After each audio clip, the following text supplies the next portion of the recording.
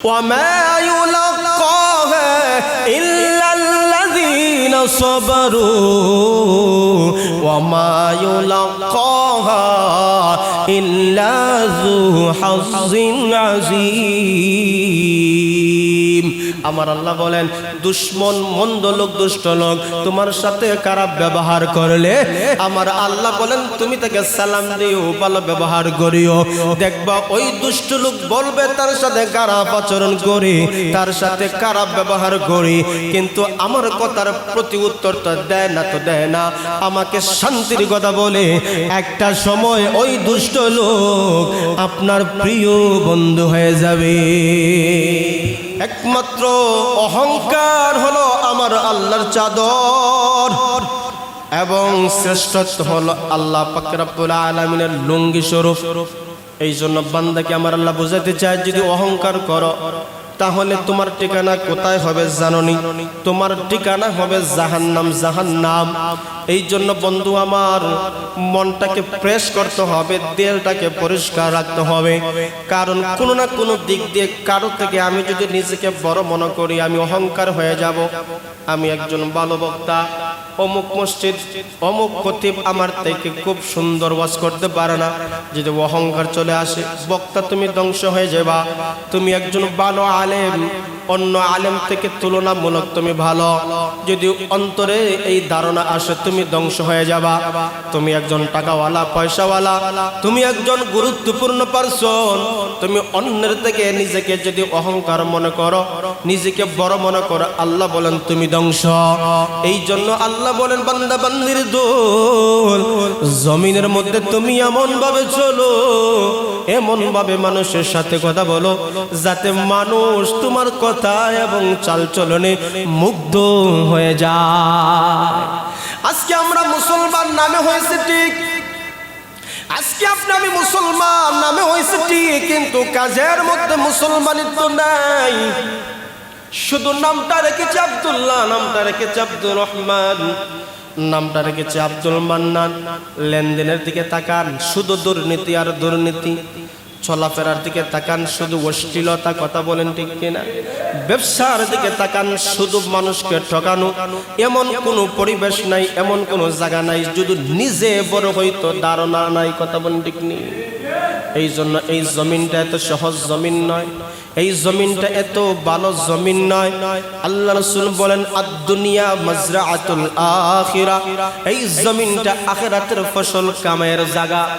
যতদিন হায়াতে জিন্দেগি আছে এই জমিনের মধ্যে তুমি তাকিয়া আখিরাতের ফসলগুলা কামাই করো।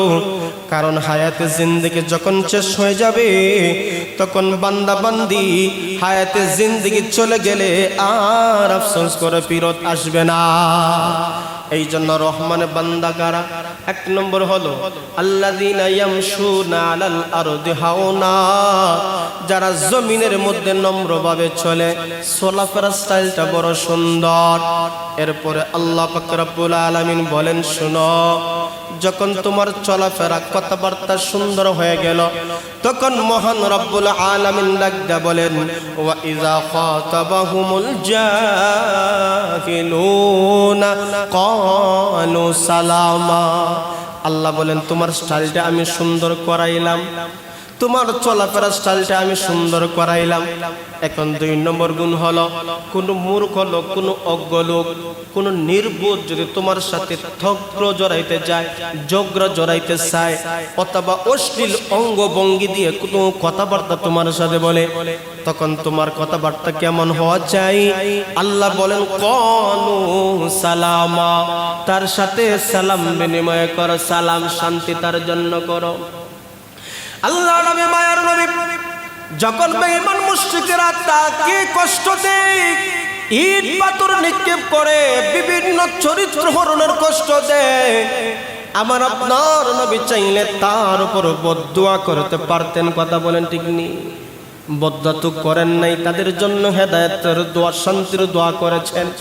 এর জন্য আল্লাহ বুঝাতে চায় এ বান্দা বান্দি কোনো মূর্খ লোক, কোনো দুষ্ট লোক যদি তোমার সাথে তর্ক জড়িয়ে যায়, ক্বালু সালামা, তুমি তাকে শান্তির কথা বলিও, সালাম বলিও, ধৈর্য ধরে তুমি চলে আসিও। ফায়দা কি হবে তুমি জানো নি?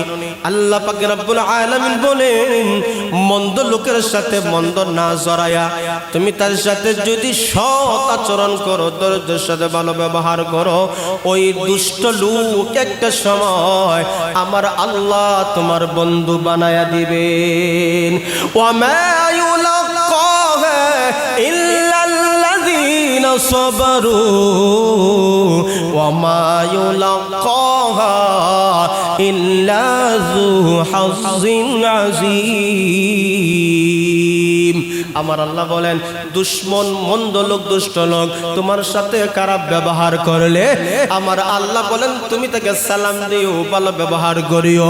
দেখবা ওই দুষ্ট লোক বলবে তার সাথে খারাপ আচরণ করি, তার সাথে খারাপ ব্যবহার করি, কিন্তু আমার কথার প্রতি উত্তরটা দেয় না, তো দেয় না, আমাকে শান্তির কথা বলে। একটা সময় ওই দুষ্ট লোক আপনার প্রিয় বন্ধু হয়ে যাবে।